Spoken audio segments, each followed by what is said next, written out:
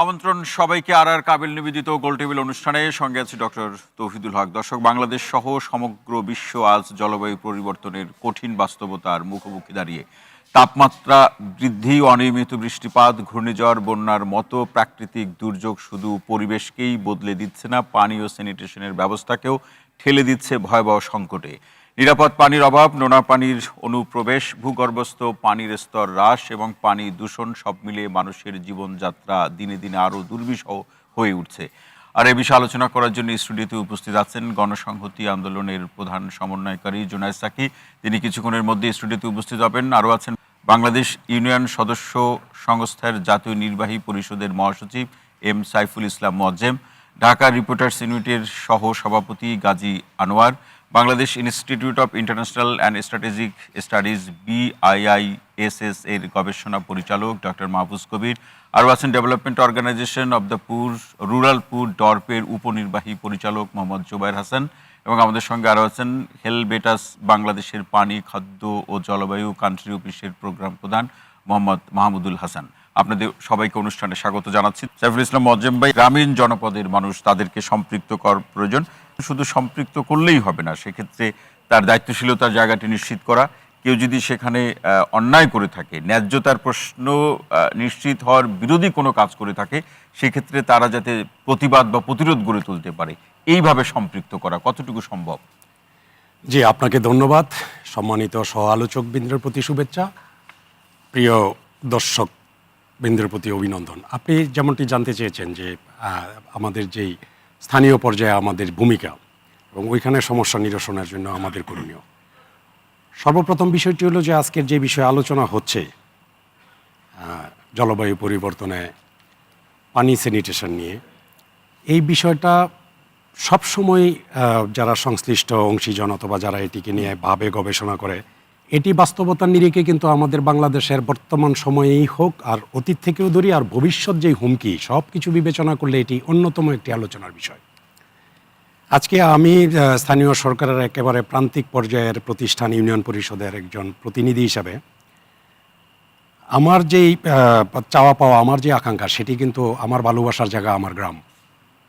পরবর্তীতে যখন আমি একটি সাংগঠনিক দায়িত্ব পালন করছি, আমার মতো 55,000 ইউপি সদস্যদের চিন্তাভাবনা এবং তাদের দায়িত্বটাকেও একটি সুনিপুণ করা এবং রাষ্ট্রের কল্যাণে কাজ করার জন্য আমি কিন্তু আরেকটু বেশি ভাবতে হচ্ছে। আজকে যিনি আমাদের পাশে সম্মানিত অতিথি বসেছেন, বর্ষিয়ান রাজনীতিবিদ, এখানে যে বিষয়টা আসছে অনেকটা আলোচনায় যে এটার জবাবদিহিতার জায়গায় যে ঘাটতি আছে, সেটি আমি যেটি মনে করি এটিকে জবাবদিহির জায়গায় আনতে হবে।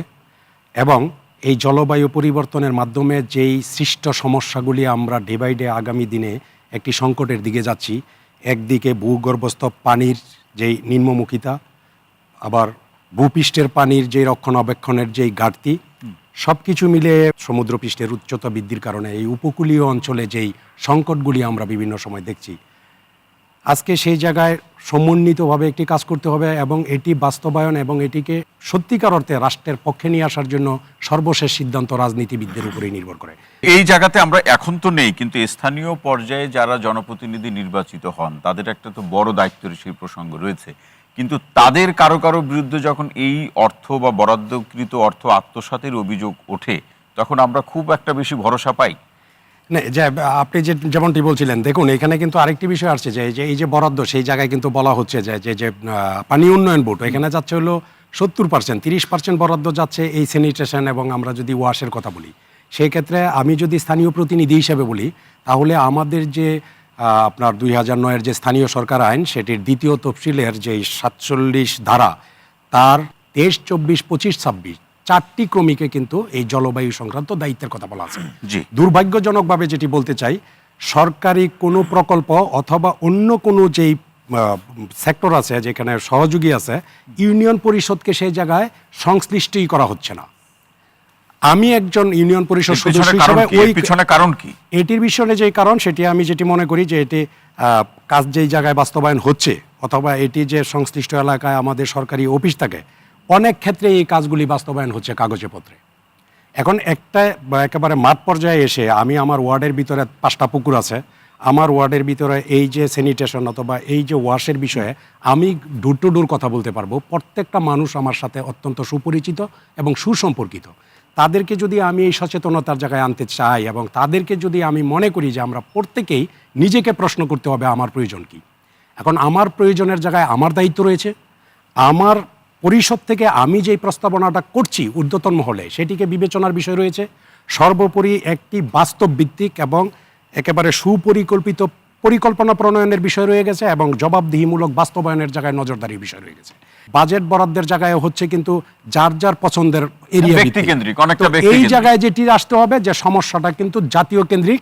আরেকটু ব্যাপকভাবে বললে যে এটি একটি গ্লোবাল প্রবলেম, সেই গ্লোবাল প্রবলেমের জায়গায় এসে আজকে যদি আমরা সেই ইউনাইটেড নেশনের যেই সাস্টেনেবল ডেভেলপমেন্ট গোলের কথা বলা হয়েছে, সেই জায়গায় কিন্তু এটি 6 নম্বরে কিন্তু ব্যাপকভাবে কিন্তু এই বিষয়গুলি নিয়ে উল্লেখ করা হয়েছে এবং এটি একটি কার্যক্রম যেটি 30 সালের মধ্যে লক্ষ্যমাত্রা অর্জন করার কথা বলা হয়েছে। সেই জায়গায় আসলে আমরা এখন পর্যন্ত যেই লক্ষ্যমাত্রা আমরা পাচ্ছি, আমরা বিভিন্ন সূচকে অথবা বিভিন্ন গ্রাফে যেটি পাচ্ছি, মাঠ পর্যায়ে সেই বাস্তবতা কতটুকু, আর সেটিকে বাস্তবায়ন করতে হলে আমি যেটি মনে করি এই মাঠ পর্যায়ে যারা কাজ করে বিভিন্ন সহযোগী প্রতিষ্ঠান আছে, আজকে এখানে যারা আসছেন অনেকেই বিভিন্ন প্রতিষ্ঠানে কাজ করছেন, তারাও কিন্তু এই বিষয়গুলি নিয়ে ভাবছেন, গবেষণা করছেন, নিয়মিত করছেন। আজকে ড্রপস থেকে বা আসছেন জুবায়ের ভাই, ওনারা করছেন, আমরা স্থানীয় প্রতিনিধি হিসেবে আছি। অতএব আমাদেরকে ভাবতে হবে যে আমরা সবচেয়ে বেশি জনসংশ্লিষ্ট হিসাবে আমার এলাকার এবং আমার ওয়ার্ডটাকে গড়ার জন্য আমাকে সরকার সম্পৃক্ত করবে। আমি স্থানীয় সরকার প্রতিনিধি হিসাবে কেন্দ্রীয় সরকারের প্রকল্প বাস্তবায়ন করব এবং আমি 2 জায়গায় জবাবদিহি করতে কিন্তু 24 ঘন্টা প্রস্তুত। প্রথমত হলো সরকারের কাছে আমি জবাবদিহি করতে হবে, আমি রাষ্ট্রের প্রতি যেরকম শপথ নেওয়া এবং আমি নির্বাচিত সেই হিসাবে জনগণের কাছেও কিন্তু আমার প্রতি মুহূর্তের একটি জবাবদিহিতে আছে। এখন কর্মসূচির জায়গায়, কাজের জায়গায় আমাদেরকে সম্পৃক্ত করা হবে না। এই বিষয়গুলি অনেক উপর থেকেই নানা রকমের ডিস্ট্রিবিউশন হবে এবং পানির উপরে 70% বরাদ্দ হবে। পানি যাওয়ার সাথে সাথে এইটার যত কর্মকাণ্ড আছে সব ধুয়ে মিশে চলে যাবে। এইটাকে দোষারোপের জায়গায় এনে পরে এটি যদি আমরা পলিটিক্যালি যদি ভালোভাবে না ভাবি, আজকে যেটা আলোচনায় আসছে যে এটা নির্বাচনী যে ম্যানিফেস্টো, সেইখানে এটা কতটুকু গুরুত্ব দেওয়ার দরকার। আমি একেবারে শেষ লাইনে শেষ করব। আমরা কিছুটা দেখতে পেয়েছি যে জাতীয়তাবাদী দল বিএনপি থেকে একটি রাষ্ট্র মেরামতের যেই 31 দফা ওইখানে প্রকাশ করা হয়েছে, সেটার কিন্তু 29 নম্বরে এই বিষয়গুলি জলবায়ু পরিবর্তনের ব্যাপারটা আসছে। আমার জায়গায় যেটা বলতে চাই, যেটি আসছে এটি অত্যন্ত সাধুবাদ জানাই এই দলটিকে। পাশাপাশি এটাও বলতে চাই এটা শেষ দিকের থেকে 3 নাম্বার না হয়ে এটা প্রথম দিকের থেকে যদি 3 নাম্বারের দিকে হয় এবং সেইটা যদি এইভাবেই যদি অত্যন্ত রাষ্ট্রের প্রয়োজনে অথবা এই যে ঝুঁকি, আমাদের যে প্রাকৃতিক ঝুঁকি, পাশাপাশি আমাদের যে ওয়াশের যে সমস্যা, আজকে আমরা আসলে এড়িয়ে যাওয়ার কোনো সুযোগ নেই। আমাদের যে প্রজন্মটা গড়ে উঠবে, আমাদের যে শিশুরা গড়ে উঠবে, তাদের জন্য পরিবেশ দূষণ হচ্ছে, ডে বাই ডে দূষণ হচ্ছে, তাহলে আমরা একটা সুস্থ জাতি গঠন করতে পারবো না। সুস্থ জাতি গঠন করতে না পারলে সত্যিকার অর্থে আমাদের জলবায়ু থেকে শুরু করে কোনো কিছুই আমরা কিন্তু কাঙ্ক্ষিত মর্যাদা। সাইফুল ইসলাম মজুম ভাই, অসংখ্য ধন্যবাদ। আমি একটু মোহাম্মদ মাহমুদুল হাসান ভাই আপনার কাছে আসতে চাই যে প্রকৃতির যে বৈরিতা, সেটা বিভিন্ন ধরনের, সেই বৈরিতার সাথে যারা ক্ষতিগ্রস্ত হন তাদের তো মোকাবেলা করতে গিয়ে নিজের অর্থ খরচ করতে হয় এবং তার যে হিসাব এবং সেটি খরচ করা বা ব্যয়ের দিক থেকে সেটা কতটুকু ব্যয়বহুল, এই প্রসঙ্গগুলোতে কি আপনাদের নিজস্ব কোনো গবেষণা আছে বা এখানে একেবারে যে নিজস্ব বা ইন্ডিজিনিয়াস যে মেকানিজম বলতে আমরা যেটাকে মিন করি, যে এখানকার মানুষ কোন কোন উপায়গুলো অবলম্বন করে এই পরিস্থিতিগুলো মোকাবেলা করে, তার প্রেক্ষাপটে সমাধানের উপায়গুলো অন্বেষণ করা, এই ধরনের স্টাডি কতটুকু আছে যার ফাইন্ডিংসের উপরে নির্ভর করা যায়? জি, অবশ্যই অবশ্যই। প্রথম কথা হচ্ছে বাংলাদেশে যেটা জুনায়েদ ভাই বলছিলেন যে বাংলাদেশে তো কিন্তু আমাদের প্ল্যান পলিসির অভাব নেই। আমি যদি শুরু করতে চাই সেভাবে, যে আমরা 2009 সালে দেখেছি Bangladesh climate change strategy and action plan, তারপরে জেন্ডার নিয়ে আছে climate change gender action plan. 2015-তে আমরা পেয়েছি delta plan, that is one of the very leading document for Bangladesh. তারপরে আমাদের ন্যাশনাল অ্যাডাপশন প্ল্যান আছে, যেটা হচ্ছে আমাদের one of the code of conduct. আমরা কিভাবে জলবায়ু পরিবর্তনের সাথে মোকাবেলা করব তার জন্য দুটো বড় ডকুমেন্ট বাংলাদেশকে রাখতে হয়। একটা হচ্ছে মিটিগেশন, যেটা বলছিলেন যে গ্রিনহাউস গ্যাস যেটা প্রধানতম দায়ী উষ্ণতার জন্য, সেটাকে আমরা কোন খাত থেকে কিভাবে কমাবো, এটা প্যারিস এগ্রিমেন্টে সবগুলো দেশের সাথে বাংলাদেশও সেখানে যুক্ত করেছিল, সেটাকে আমরা বলি ন্যাশনালি ডিটারমাইন্ড কন্ট্রিবিউশন। এই ডকুমেন্ট আমাদের আছে, কোন খাত থেকে কতটুকু গ্রিনহাউস গ্যাস কমবে তার একটা মাস্টার প্ল্যান আছে। একইভাবে আমি গ্রিনহাউস গ্যাস কমাতে পারবো না, কারণ উন্নয়নের সাথে গ্রিনহাউস গ্যাস জড়িত এবং এটা একটা পলিটিক্যাল পার্সপেক্টিভ। সেই জায়গা থেকে চিন্তা করলে দেখতে হয় যে আমাকে তো যে কোনো মূল্যে অভিযোজন করতেই হবে, আমাকে খাপ খাওয়াতে হবে, ভবিষ্যতে এরকম ধাক্কা আসবে। একটা কথা একটু মাথায় রাখি, ঠিক এই নভেম্বর মাস 1970 সাল যখন আমাদের ভোলা সাইক্লোন হলো, আমাদের 10 লক্ষ লোক মারা গিয়েছে। একইভাবে 2007 সাল যখন আমাদের সিডর হলো এই সিডর। নভেম্বর মাসে, মানুষের মৃত্যুর সংখ্যাটা কমেছে কিন্তু ক্ষতির মাত্রাটা কমেনি। বঙ্গোপসাগর থেকে প্রাকৃতিকভাবে যে ঘূর্ণিঝড় আসার কথা তার চেয়ে তখন সংখ্যা বেশি আসছে, এই কারণে মনুষ্য সৃষ্ট জলবায়ু পরিবর্তন, এবং সেটার জন্য বাংলাদেশ কোনোভাবেই দায়ী নয়। আমরা সবাই একটু মাথায় রাখি, পুরো পৃথিবীতে জলবায়ু পরিবর্তনের জন্য যে গ্রিনহাউস গ্যাস ইমিশন হয় তার 100 ভাগের 1 ভাগের কম বাংলাদেশ সীমিত করে, যেটা 18 কোটি মানুষের দেশ। কিন্তু জলবায়ু পরিবর্তনের সকল রকম ধাক্কা খাওয়ার অভিঘাতে বাংলাদেশ 1 থেকে 10-এর মধ্যে সবসময় থাকে, যেটা আমাদের সাইফুল ভাই বলছিলেন যে নির্বাচনী ইস্তাহারে কেন এটা শেষের দিকে থাকবে, এটা আসলে 1 নম্বরে আসার মতোই জায়গা। 64 ডিস্ট্রিক্টের এমন কোনো ডিস্ট্রিক্ট নেই যেই ডিস্ট্রিক্টটা জলবায়ু পরিবর্তনের ঘাতে আঘাতপ্রাপ্ত নয়। হতে পারে তার র্যাঙ্কিং 1, 2, 3, 4, 5 হতে পারে। আমাদের এই প্ল্যানগুলোর সাথে সাথে আমাদের সরকারি বেসরকারি বিভিন্ন রকম গবেষণা কিন্তু দাঁড় হয়, আমরা করি, এবং একই সাথে যারা বিভিন্ন উন্নয়ন সহযোগী রয়েছে সরকারের সাথে, আমরা এনজিওস বলি, বিভিন্ন বিশ্ববিদ্যালয় তারা কিন্তু কাজ করে। খুলনা বিশ্ববিদ্যালয় দক্ষিণাঞ্চলে যদি বলি তারা অনেক কাজ করে, ঢাকা বিশ্ববিদ্যালয় সব জায়গাতে কাজ করে, রাজশাহী বিশ্ববিদ্যালয় বেগম রোকেয়া তারা প্রতিনিয়ত কাজ করছে উত্তরবঙ্গে, শাহজালাল বিশ্ববিদ্যালয় করছে উত্তর পূর্ব অঞ্চলে। গবেষণা কিন্তু কোনো অংশে কম নেই। না, কিন্তু এদের এই কাজগুলোর যে কথা বললেন, অধিকাংশ কাজগুলো একাডেমিক প্রয়োজনে, জি। কিন্তু সেটি কোনো পলিসি ডেভেলপ করা, কোনো প্রোগ্রাম প্রোভাইড করার ক্ষেত্রে কিন্তু সেখান থেকে এর ফাইন্ডিংস গুলো কতটা নির্ভরযোগ্য, স্বল্প পরিসরে যে কাজগুলো নির্ভরযোগ্য হয়। একটা জায়গায় আমাদেরকে অবশ্যই নির্ভরযোগ্য জায়গাটা চিন্তা করতে হয়। এই কারণে প্রতিটি জলবায়ু সম্মেলনের আগে পৃথিবীর তাবৎ বিজ্ঞানীরা একসাথে বসে একটা ডকুমেন্ট করে, সেটা আমরা বলি আইপিসিসি রিপোর্ট। এটা আমাদেরকে বিশ্বাস করতেই হবে, এটা কোনোভাবে হোক্স না। এবং সেই রিপোর্টটা কিন্তু বলে দিয়েছে 2030 সাল নাগাদ বাংলাদেশের মতো দেশের কি অবস্থা দাঁড়াবে, পানির ক্ষেত্রে, কৃষি ক্ষেত্রে, জীবন জীবিকার ক্ষেত্রে 2050-এ কত দাঁড়াবে। যদি তাপমাত্রা 35 ডিগ্রি সেলসিয়াস তাপমাত্রার বেশি তাপমাত্রা একটা বছরে যদি 20টা 30টা হয়ে যায়, তখন কোন শহরে কি অবস্থা হয়ে যাবে, এইগুলো কিন্তু প্রতিটা কিন্তু তথ্যাদি। আমি ছোট একটা উদাহরণ দিচ্ছি। আজকে আমরা যে রুমটায় বসে আছি আরটিভির যে স্টেশনে, আজকে যদি এরকম তাপমাত্রা যদি 40 ডিগ্রির উপর হতে থাকতো, আমরা তো এখানে বসতে পারতাম না, অনেক কষ্ট হয়ে যেত। কিন্তু এটা কিন্তু বাস্তব। গত বছরে একবার দেখেন যে আমাদের স্কুলগুলো শুধুমাত্র তাপদাহের জন্য কতবার বন্ধ হয়েছে। তাহলে একটা জিনিসকে মাথায় রাখতে হবে যে এই জাতীয় গবেষণা কিন্তু প্রতিনিয়ত হচ্ছে। কতটা আমরা নেব, কতটা আমাদের প্ল্যান পলিসিতে আছে সেটা অ্যাডপ্ট করব, এটা কিন্তু একটা রাষ্ট্রের ডিসিশন। এই জায়গাটাতে আমি আবারও বলছি, এই জায়গাটাতে আমরা একাডেমিশিয়ানস, আমরা যারা ডেভেলপমেন্ট আছি এবং পলিসি মেকার, তাদের প্রত্যেকে আসতে হবে। এখন পর্যন্ত যেটুকু তথ্য আছে সেটুকু দিয়েও যদি আমরা কাজ করতে চাই, সেটা একটা বড় জায়গা। যেটা একটু আগে সাইফুল ভাই বলছিল এবং আমরা একটু বিরতির সময় বলছিলাম, সাধারণ মানুষের অর্থ কিন্তু কখনোই আমরা এখানে যুক্ত করি না। আমরা আজকে বিশ্ব জলবায়ু সম্মেলনের ফান্ডের কথা বলছি, আমরা বৈদেশিক সাহায্যের কথা বলছি, জি। কিন্তু একটিবার সবাই একটু আমরা যে ভেবে রাখি, প্রতিটি সাইক্লোনের আগে পূর্বাভাস পাওয়ার সাথে সাথে একটি মানুষ তার জীবন জীবিকায় যে টাকাটুকু সে রেখেছিল তার ওয়েলবিং এর জন্য, সে 5-10 হাজার টাকা সে খরচ করে তার বাড়িটা ঠিক করার জন্য, যেন এটা ঘূর্ণিঝড়ে না ভাঙে। কিন্তু বাড়িটা ভেঙে যাওয়ার পরে এই ঘূর্ণিঝড়ে যে সে 5,000 টাকা লস করলো, এটা তো জীবনে তার একবার না, প্রতিটি বছরে সে 2 থেকে 3 বার কাজটা করছে। এই টাকার হিসেব বাংলাদেশের কোথায় আছে? বন্যার সময় যে টাকাটা আমরা তুলি মানুষের পুনর্বাসনের জন্য, সেই টাকাটার হিসাব বাংলাদেশের কোন বাজেটে আছে? আমরা বারবার বলার চেষ্টা করছি, এই মুহূর্তে আমাদেরকে ভাবতে হবে, বিদেশের দিকে তাকিয়ে থেকে সবসময় লাভ নেই। বাংলাদেশকে তার জায়গাতে যুদ্ধ করে চলতে হবে এবং সাধারণ মানুষের চেষ্টা, নিজস্ব তার একটা জায়গাটা প্রক্রিয়া বা মডেল ডেভেলপ করা, খুব শক্তিশালী ভূমিকাটা সেই ন্যাশনাল মেকানিজম অবশ্যই করতে হবে। এবং এটা অবশ্যই লুকানোর কিছু নেই, রাজনীতিবিদ থেকে শুরু করে সাধারণ মানুষ, সরকার, এটা সবার সামগ্রিক দায়িত্ব। জি। এখানে আরেকটি প্রশ্ন, সেটি হচ্ছে যে মাহমুদুল হাসান ভাই, যে আমরা বাংলাদেশের পানি, জলবায়ুর যে প্রসঙ্গ কিংবা স্যানিটেশন বা স্বাস্থ্যবিধির যে প্রসঙ্গগুলো নিয়ে বিভিন্ন সময় আমরা যে তথ্য উপাত্ত, ভবিষ্যৎবাণীর যে প্রেক্ষাপটগুলো দেখি, হয় কোনো আন্তর্জাতিক সংস্থা বা কোনো বৈশ্বিকভাবে পরিচিত গবেষক, তাদের গবেষণা থেকে বা মন্তব্য থেকে সেটি উঠে আসে। কিন্তু আমার দেশের যে প্রকৃত পরিস্থিতি, সেটি আমার দেশের যারা এই বিষয়ে বিশেষজ্ঞ কাজ করছেন, গবেষণা করছেন, তাদের গবেষণা থেকে, তাদের পর্যালোচনা থেকে আমরা খুব একটা বেশি শুনি না। আমি এটাই বলছি, কেউ মানসিকভাবে হোঁচট খেতে পারেন, কিন্তু বাস্তবতা তাই। একটা আমাদের যারা আমরা এনজিও সেক্টর বা ডেভেলপমেন্ট সেক্টরে আছি, সবার যদি কাজের কথাটা বলি, দেখেন একটা জায়গা দেখা যায় যে আমাদের বাজেটের ক্ষেত্রে কিন্তু বিগত কিছু বছর ধরে কিন্তু আমরা জলবায়ু সম্পর্কিত বাজেট কিন্তু পেয়েছি। এটা কিন্তু আমাদের সামগ্রিক সবার একসাথে একটা বলবো যে কাজের ফল। আমি যদি এবছরটা বলি, 2025-26 সালে আমাদের প্রস্তাবিত বাজেটে, যেটা আমাদের বাজেটে জলবায়ু সংক্রান্ত 25টা মন্ত্রণালয় এবং বিভাগে তাদের বরাদ্দ ছিল প্রায় 41,000 কোটি টাকা। যদিও এটা নিয়ে কিছু ডিবেট থাকতে পারে, গত বছরে ইট ওয়াজ অ্যারাউন্ড 42,000 কোটি টাকা ছিল। যদি ওয়াশ বাজেট বলি, সেই ক্ষেত্রে ওয়াশ বাজেট গত বছর ছিল 11,000 কোটি টাকা, এবছর ওয়াশ বাজেট আসছে 10,000 কোটি টাকা।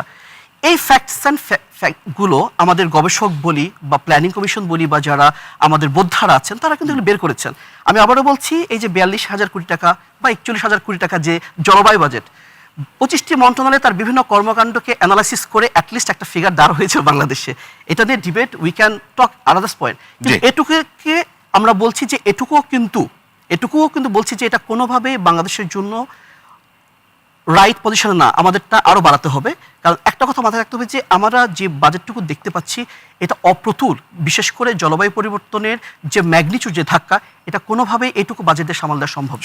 মাহমুদুল হাসান, অসংখ্য ধন্যবাদ। জুবাইর ভাই, আসতে চাই যে এই জলবায়ু পরিবর্তনের ক্ষেত্রে যে ব্যবস্থাগুলো বা রাজনৈতিক অঙ্গীকার, সরাসরি এই শব্দটি আমি বলছি যে রাজনৈতিক অঙ্গীকারগুলো দলগুলোর থাকা প্রয়োজন, সমন্বিতভাবে থাকা প্রয়োজন এবং তার নির্বাচনী ইশতেহারের মাধ্যমে জনগণকে সম্পৃক্ত করা বা সচেতন করা। কতটুকু দেখছেন? আমরা তো একটা নতুন বাংলাদেশের পথে বা দিকে আমাদের উত্তরণ অথবা যাত্রা রাজনৈতিকভাবে শুরু হবে এবং সেক্ষেত্রে এই যে জীবনযাত্রা কেন্দ্রিক বিষয়গুলোতেও একটা গুণগত বা ইতিবাচক পরিবর্তন আসবে, সেটাই আমরা প্রত্যাশা করি। কতটুকু দেখছেন? না, ধন্যবাদ। আমার মনে হয় আমরা এই বিষয়গুলো বেসরকারি উন্নয়ন সংস্থা হিসাবে বা বিভিন্ন জায়গায় অনেকবার আলোচনা করেছি। বিগত বছরগুলোতে বারবার বলে যাচ্ছে যে বাজেট বৃদ্ধি করা হোক এবং জনগণের কথা শোনা হোক, জন অংশগ্রহণ বাড়ানো হোক এবং মানে আমাদের যেসব বৈশ্বিক যোগাযোগগুলো বাড়ানো হোক যাতে আমাদের অর্থায়নটা সঠিক হয়। কিন্তু এই যে একটি অগ্রাধিকার প্রশ্নে যখন আমরা যাই, এই যে জলবায়ু পরিবর্তন অথবা পানি বা স্যানিটেশন বিষয়, এটা দৈনন্দিন আমাদের জীবিকায়ন বা অন্যান্য জায়গায় যদিও আমরা প্রতিনিয়ত দেখছি, কিন্তু এই ব্যাপারে আমরা কোনো সচেতন হচ্ছি না। মূল জায়গাটা হচ্ছে কি, আসলে ওই সব কিছুর মূলেই রাজনীতিটা কাজ করে। এখন এই রাজনীতি মানে ফলোড বাই অর্থনীতি এবং অর্থনীতি ফলোড বাই দুর্নীতি, এই তিনটাকে মিলাতে হবে। আমাদের দেশে এইটা যদি শেষ না করে, দুর্নীতি যদি, একটা উদাহরণ দেই, যেমন ধরুন আমি ওই যে আজকে আলোচনা করছিলাম, যেমন বিভিন্ন জায়গায় গরিবের জন্য কোনো ব্যবস্থাপনা নাই। এই যে যত কথাগুলো আমরা বলছি এগুলো কিন্তু সব পয়সাওয়ালাদের জন্য, বড় লোকদের জন্য কথাবার্তা, মানে যারা ধনী। হ্যাঁ, এবং ধনীর ডেফিনেশন কিন্তু আমাদের দেশে নাই। আমরা যখন বলি যে সে এত বড় ধনী কিভাবে হলো, ডেফিনেশন নাই। গরিবের জন্য ডেফিনেশন আছে। জুনায়েদ ভাই আছেন এখানে, আপনারা রাজনীতি করেন, ধনীদের জন্য কি কোনো ডেফিনেশন আছে? আমরা গরিবের জন্য বিবিএসে একটা ডেফিনেশন তৈরি করেছি এবং গরিবের জন্য কিন্তু কেউ কথা বলে না। কি কথা বলবে? কারণ ওই জায়গাটায় তাদের উপস্থাপন থাকে না বা তাদের প্রতিনিধিত্ব করার লোক থাকে না। এখানে আজকে ইউনিয়ন পরিষদ, তাদের ভয়েসটা খুবই দুর্বল, তাদের ভয়েস কিন্তু খুবই শক্তিশালী। আমরা এটা বানিয়েছি দুর্বল। এই যে আমরা যারা কথা বলি তাদেরকে বলি যে তোমরা চুপ থাকো, আমি কথা বলি, এই জায়গাগুলিতে অসুবিধা। অর্থাৎ এই যে প্রয়োজনটা কিন্তু ধনী গরিব সকলের, মানে পানি বা স্যানিটেশন, এখানে তো কোনো বৈষম্য থাকার কথা না। আমিও পানি খাবো, আমার পানির ব্যবহার দরকার, ওই গরিবেরও কিন্তু দরকার। জি, কিন্তু এগুলো আমরা যে যার মতো ব্যবহার করে যখন যেটা আমাদের প্রয়োজন হয় তখন সেটা আমরা করি। এই জায়গাটা ভাঙতে হবে। আপনি যে কথাটা বলছেন এটা, এই যে চেইনের কথা বললেন, এবং সেই চেইন কি ভাঙা খুব সহজ?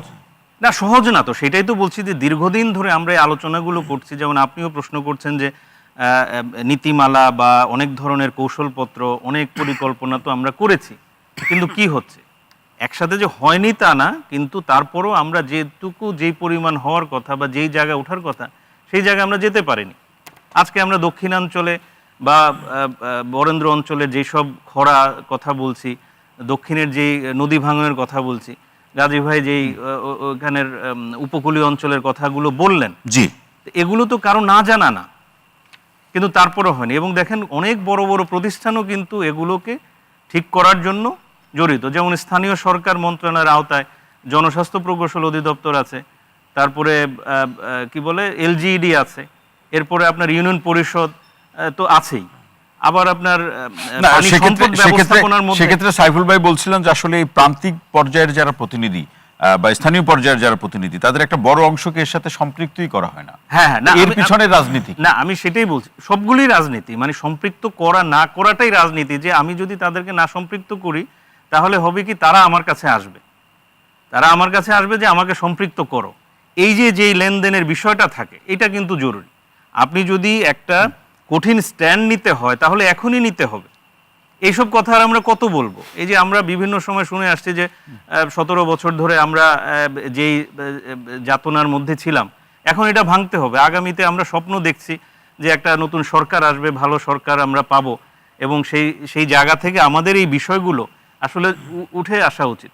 এই যে বাজেটের কথা যেটা উদাহরণ দিলেন, 11,000 কোটি টাকা না 10,000 কোটি টাকা যেটা বরাদ্দ, এটা কি কোনো টাকা? জনপ্রতি হিসাব করলে আপনি 50 টাকারও বেশি পাবেন না। 16 কোটি মানুষ যদি হয়, জি, হ্যাঁ, ভাগ দেন আপনার 10,000 কোটি টাকা দিয়ে, সোজা হিসাব। দর্শকরা শুনছেন, এলো সোজা হিসাবে, আমরা তো কঠিন করে বলি, অসুবিধা। 50 টাকা দিয়ে কি হবে? তো এই জন্য এই বিষয়গুলিকে আমাদের জোরালোভাবে বলতে হবে যে যদি আমার প্রয়োজন হয় পানির জন্য, এই পানিটা যদি আমি সঠিক পাই, তাহলে আমার স্বাস্থ্য ভালো হবে। যেটা মাহফুজ ভাই বললেন যে ডিভিডেন্ড আমরা পাবো, যে আমরা যদি স্বাস্থ্য ভালো রাখতে পারি, তাহলে আমার কর্মক্ষম ভালো হবে, আমি আয় করতে পারবো। জি, আমরা বেশিরভাগ পানিজনিত রোগের কারণে অসুস্থ হয়ে থাকি। বাংলাদেশের প্রায় 80% বেশি মানুষ এই রোগে অসুবিধা, যে কোনোভাবেই। হ্যাঁ, আমাকে বডি চেক করলে দেখা যায় আমার পানিবাহিত অনেক রোগ আছে, সবাইকেই পাওয়া যাবে এখন। এটা জি। এমন অবস্থা হয়ে জি, গেছে। মানে এই অবস্থা দাঁড়িয়েছে। এই জায়গা থেকে আমি সর্বশেষ যেটা বলি, করণীয় জায়গাতে আমরা পিছিয়ে, কারণ একজন দর্শক আছেন, সর্বশেষ একজন ভাই অপেক্ষা করছেন, টেলিফোনটা নিয়ে আপনার কাছে ফিরছি। প্রিয় কে আছেন, পরিচয় দিয়ে প্রশ্ন করুন। জি, আমরা শুনছি, আপনি বলুন। প্রশ্ন করলাম। জি ভাই, হ্যালো। বলুন। আমি তো প্রশ্ন করলাম যে ঢাকা শহরের আশেপাশে যে নদী খাল বিলগুলি ছিল, হ্যাঁ এগুলি যে পানি যেভাবে দূষিত হয়েছে, এই দূষিত পানির উপরে আমরা ঢাকা শহরের 2-2.5 কোটি লোক বসবাস করতেছি। এ ব্যাপারে আলোচকরা তারা কি ভাবেন বা কি বলতে চান, এই আমরা একটু শুনতে চাই। ওকে, অসংখ্য ধন্যবাদ আপনাকে, সাথেই থাকুন, আমরা এ বিষয়ে আলোচনা করবো। জি, জুবাইর ভাই যা বলছিলেন। জি, আমি শেষ করি। সেটা হলো, এই জন্য মানে বটম লাইন হচ্ছে যে এইসব বিষয়গুলিকে রাজনীতিতে আনতে হবে, এবং ওইটাকে অর্থনীতির জায়গায় নিয়ে যেতে হবে। তারপরে ওই দুর্নীতি যে পার্টটা, ওইটা বাদ দিতে হবে। হ্যাঁ, এই নীতি তো ভাই 3টা: রাজনীতি, অর্থনীতি, দুর্নীতি। এটা আমরা কিন্তু আষ্টে পৃষ্ঠে জড়িত। এই দুর্নীতিটা বাদ দিতে, এটা বাদ না দিলে আসলে সেখানে না, এই কাঙ্ক্ষিত দুর্নীতি বাদ পরিবর্তন না দিলে, এবং ঘটবে না। এটা এই নতুন দেশ গড়ার জন্য এটা কমিটমেন্টও ছিল যে আমাদেরকে এগুলো বাদ দিতে হবে। অসংখ্য ধন্যবাদ। আমরা জুবাইর ভাই, জোনাস সাকিবে আসতে চাই। যে দর্শক, যে ভাই যে প্রশ্নটি করলেন, যে ঢাকার আশেপাশে বা ঢাকার মধ্যে যে খালগুলো আছে, সেগুলোর যে দূষণের মধ্যে দিয়ে ঢাকাবাসী আছে, এটি পরিষ্কার পরিচ্ছন্নতা কিংবা দূষণমুক্ত করার ক্ষেত্রে রাজনৈতিক যে দায় বা রাজনৈতিক দলগুলো বা সরকারের প্রসঙ্গ যদি আপনার কাছে প্রশ্ন আকারে করি, কি করা যেতে পারে? নাগরিকরা তো অস্বস্তির আমি মধ্যে আছে। সংক্ষেপে 4টা বিষয় বলি। একটা হচ্ছে যে ধরুন, মানে আমাদের যে প্রকৃতি উপযোগী ব্যবস্থায় যেতে হবে, অভিযোজনের ব্যবস্থায় যেতে হবে, এটা দৃষ্টিভঙ্গিগত পরিবর্তন করতে হবে। আপনি যে বললেন যে প্রকৃতি বৈরী হয়ে যাচ্ছে, প্রকৃতি নিজের নিয়মে কতটা বৈরী হচ্ছে আর আমরা কতটা বৈরী করে তুলছি, সেটার জায়গাটা প্রথমে ঠিক করা দরকার। তো প্রকৃতির নিয়ম বোঝা এবং প্রকৃতির উপযোগী করে নিজেদের সমস্ত সব কিছুকে আবার নতুন করে সাজানো, এটা কিন্তু পুরো এই গ্লোবের মানে ভবিষ্যতের মানে বাঁচার রাস্তা দিবে। আদারওয়াইজ যেটাকে বলে যে আমরা এরকম নানান রকম অ্যাডভার্সারি দেখতে থাকবো এবং ভবিষ্যতে আমরা কোথায় যাব, কোন ধ্বংসের দিকে যাব, সেটা আমরা নিজেরাও জানি না। কাজেই এখন অনেকে ভাবতে পারেন যে ওগুলো উন্নত দেশরা ভাববে, আমরা তো এখন ওই পর্যন্ত যাই নাই, আমাদের এখন গরিবের সমস্যা। এই জায়গাটা গরিব দেশ বলে আমরা ঠিক এখন যে বাস্তবতার মধ্যে আছি, ক্লাইমেট নিয়ে আমাদের ভাবাটা হচ্ছে একটা কি বলে যে গরিবের ঘোড়া রোগের মতো। এই ভাবনাটাই ভুল দৃষ্টিভঙ্গি এবং রীতিমতো ধ্বংসাত্মক দৃষ্টিভঙ্গিকেই সাহায্য করবে। ফলে প্রকৃতি উপযোগী আমাদের ভাবনা তৈরি করতে হবে, দৃষ্টিভঙ্গিতে পরিবর্তন করতে হবে। এবং সেইটা করলে ওই যে পানি উন্নয়ন বোর্ডের নামের জায়গায় পানি ব্যবস্থাপনা বোর্ড হয়তো হবে আর কি। পানি ব্যবস্থাপনা করাটাই অনেক জরুরি। এবং এটার সাথে যে স্বাস্থ্যের সম্পর্ক, আমরা যেমন ধরেন আমাদের সংবিধানের, এই বিদ্যমান সংবিধানের লেখা ছিল চিকিৎসা আর কি, মানে আমরা স্বাস্থ্যের জায়গাটাকে গুরুত্ব দিতে পারিনি। ফলে আমাদের অ্যাপ্রোচটা হচ্ছে যে মানুষের শরীর খারাপ হবে ওটা নিয়ে আমি কীভাবে ব্যবসা করতে পারবো, কিন্তু মানুষের শরীরকে কিভাবে আসলে সক্ষম করা যাবে, ওইটা সক্ষম শরীর কি নতুন উৎপাদন ক্ষেত্র কিংবা নতুন উৎপাদন একটা জায়গা তৈরি করতে পারবে, সেইটার দিকে মনোযোগ কিংবা পলিসিটা নাই। এই দৃষ্টিভঙ্গিগত পরিবর্তন দরকার। সেকেন্ড থিং হচ্ছে যে আমাদের এই দৃষ্টিভঙ্গি পরিবর্তন হলে প্রত্যেকটা ক্ষেত্রেই, যেমন ধরেন মানে আমাদের উন্নয়নের চিন্তা, এখন উন্নয়ন চিন্তার মধ্যে একটা দিক হচ্ছে যে আমরা কোথায় কোথায় আমাদের এমিশন কমাতে পারছি, আমরা কোথায় কোথায় আমাদের দূষণ কমাতে পারছি, আমরা যে খাল বিল সব কিছু দখল করে খেয়ে ফেলছি, আমরা যে খেকো হয়ে উঠেছি, এই জায়গাটা প্রথমত বন্ধ করবে, এই দখলদারি অর্থনৈতিক ব্যবস্থা বন্ধ করতে হবে। 2 নম্বর হচ্ছে যে আবার ধরুন আমাদের মতো দেশের একটা যে উৎপাদন ক্ষেত্রটাকে মানে প্রোডাক্টিভ সেক্টরকে বাড়ানো, মানে এটাকে সমৃদ্ধ করা, কর্মসংস্থান, এগুলো তো মানুষের সমস্যা। যদি আমার নতুন নতুন উৎপাদন ক্ষেত্র না হয় তো আমাদের কর্মসংস্থান হবে না, তখন আমরা আবার আরেকটা মানবিক সমস্যার চাপের মধ্যে পড়ছি। তাহলে সেই ক্ষেত্রে এই মুহূর্তে যে নেসেসারি মিশন, মানে অর্থাৎ আবশ্যিকভাবে আপনাকে যা যা করতে হচ্ছে সেইগুলো হয়তো কতদূর পর্যন্ত আমরা করব, কিন্তু বিকল্প কি কি ভাবনা আসলে আমাদের ভাবা যায় আমাদের মতো দেশের জনসংখ্যা এবং তার উৎপাদন ক্ষেত্রের বিকাশের জন্য, সেই ক্ষেত্রে গবেষণা দরকার। পৃথিবী যে যে পথে হেঁটেছে আমরা ওই একই পথে পথে তারপরে আমরা কার্বন এমিশন কমাবো, এই পথটাই কি আসলে একমাত্র পথ কিনা, নাকি এই ধরনের মানে আমরা আমাদের মতো স্বল্পোন্নত কোট আনকোট দেশ কিভাবে নতুন ধরনের জায়গায় যেতে পারে, সেইটা এই ক্লাইমেটের কনটেক্সটে এটা নতুন করে ভাবা দরকার। তার মানে উৎপাদন ক্ষেত্র উন্নয়ন চিন্তা অত্যন্ত গুরুত্বপূর্ণ এবং সেটাকে রিভিজিট করা এই ক্লাইমেটের পার্সপেক্টিভে। ডেফিনেটলি আমাদের শিল্প কলকারখানা দরকার এবং সেইগুলোকে কিভাবে আমরা ক্লাইমেট উপযোগী করব, কিভাবে সেটা করেও এখানে এইটার বিকাশ সম্ভব, সেই দিকগুলো একটা বিবেচনার বিষয় আছে। এবং সেখানে পুরো ইন্টারনাল পলিসিকে অভ্যন্তরীণ আমরা নীতি আমরা যেমন বিশ্বে আনতেছি যে আচ্ছা 1.5% রাখতে হবে, আমাদের নেতা প্রতিনিধিরাও যে এখানে খুব জোর গলায় বলে আসছেন, কিন্তু সেটা তো একটা গ্লোবাল ধাক্কাধাক্কির জায়গা। হ্যাঁ, বড় দেশগুলো, বড় অর্থনীতিগুলো মানে কার্বন এমিশন করেই যাচ্ছে, ওরা সব দখল করে রেখেছে। এবং আবার অনেক ক্ষেত্রে কার্বন এমিশনে আমরা যদি একটু বেশি করি তখন ওটা আবার চাপ হিসেবে আসছে, চাপ তৈরি করছে। সেই জায়গাটার সমস্যা ধাক্কাধাক্কি করার জায়গা আছে। কিন্তু নেসেসারি কার্বন এমিশন আবার বিকল্প পথের জায়গাটা হচ্ছে সমাধানের মানে বিষয়। কিন্তু গ্লোবাল প্রবলেমের জায়গায় আমরা যদি ওখানে যে কথা বলে আসছি, ইন্টারনাল পলিসিতে আমরা যদি আমাদের খালবিল খেকো হয়ে উঠি, আমরা যদি এমিশন নিয়ে কোনো চিন্তাই না করি, দূষণ নিয়ে কোনো চিন্তাই না করি এবং মানুষের কণ্ঠটা না শুনি, কারণ সিস্টেমিক দাবিয়ে রাখার ব্যবস্থা আছে, মানুষের কণ্ঠটাকে এমন আমাদের সিস্টেমটা এমন যে তার কত কণ্ঠ দাবিয়ে রাখা। আপনি যদি কপোতাক্ষ নদের দিকে যান, মানে ওইটা যে খুলনা এবং ওই বাগেরহাট ওই অঞ্চলটাতে যেভাবে জলাবদ্ধতা তৈরি করে, ওই দেশে আমি গিয়েছিলাম এবং তাদের সাথে কথা বলেছি, আমরা সেই সময় বক্তৃতা দিয়েছি, লিখেছি, প্রস্তাব তুলেছি এবং আমি দেখলাম যে সাধারণ মানুষ সবচেয়ে ভালো জানে, মানে দেনো প্রবলেমগুলো কোথা থেকে হচ্ছে এবং সমাধান কি। কিন্তু আপনি সরকারকে জিজ্ঞেস করেন, অনেক কতগুলো কর্মসূচি শুনে যাবে, অনেকগুলো প্রকল্প দিবে, একটা প্রকল্প কোনো বাস্তবায়ন নাই, কিন্তু ওটা টাকা খাওয়ার একটা মেশিন। ফলে এবং এটা এত লিটারেলি এত নগ্নভাবে যে কোনো কাজই হয় না, মানে কাগজ বের হয় আর কি, এবং এটার বাজেট বরাদ্দ হয় এবং তারপর খাওয়া হয়। তো এই জায়গাতে সাধারণ মানুষের কণ্ঠ যদি সত্যি সত্যি শোনা হতো তো ওই প্রবলেমগুলো সলভ হওয়ার জায়গাটাতে থাকতো।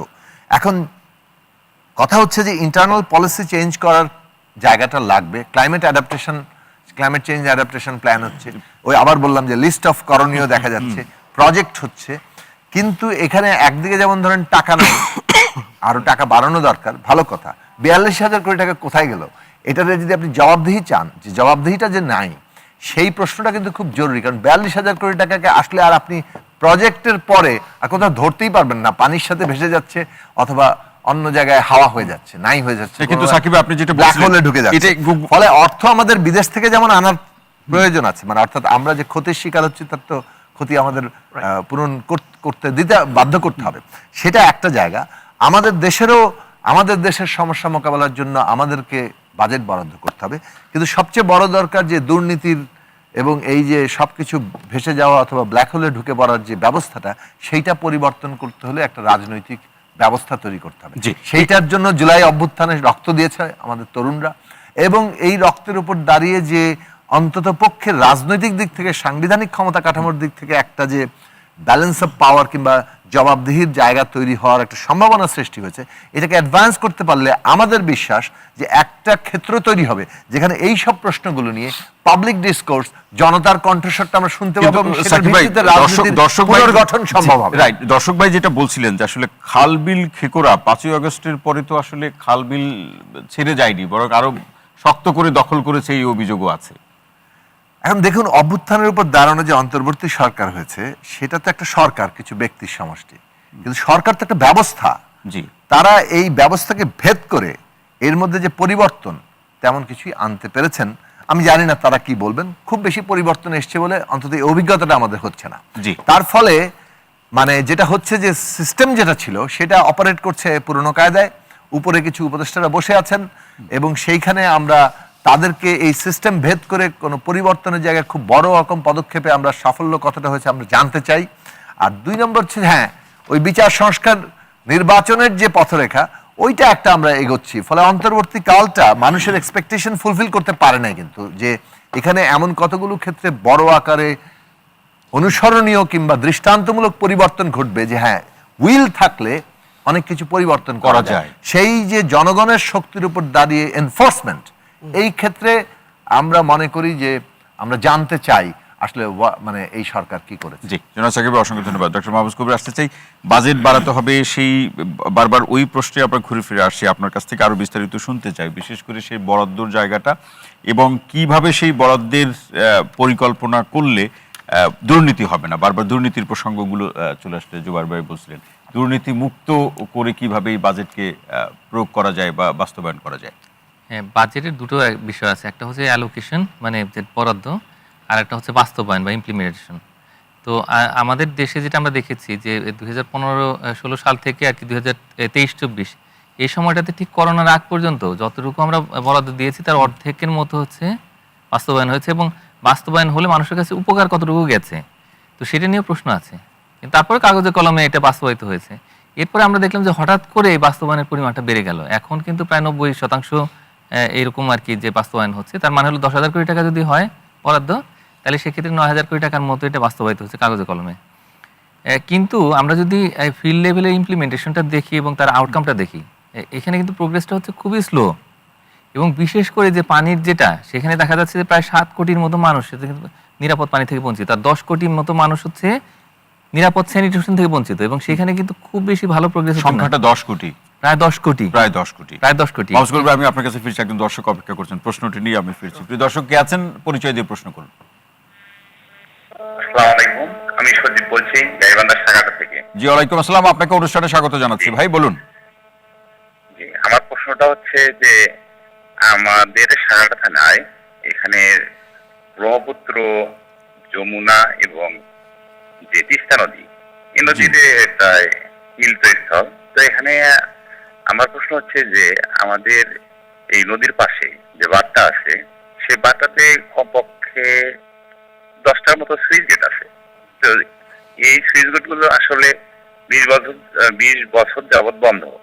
আসলে পানি তো নদীর পানি যদি কোথাও প্রবেশ করে সেখানে উপকারিতার তো শেষ নাই। তো এগুলো আসলে বন্ধ কেন?